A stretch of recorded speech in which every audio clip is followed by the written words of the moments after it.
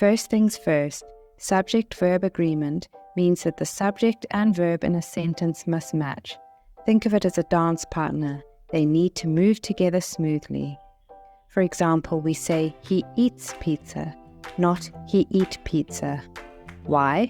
Because he is a singular subject, so the verb needs an S to keep the rhythm.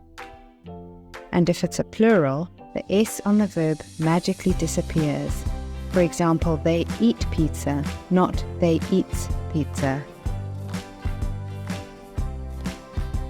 Now, let's put it to the test with some quick examples. The dog run or runs in the park.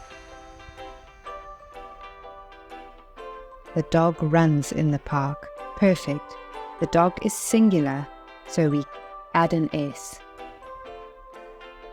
The dogs bark or barks loudly. The dogs bark loudly. Great.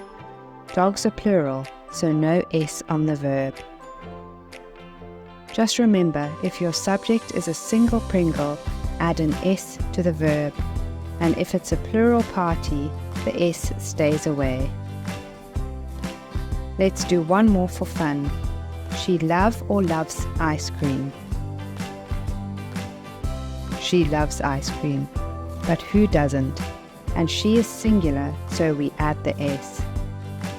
So remember, keep your subject and verb in sync, like the best dance partners, and you'll always be in perfect harmony.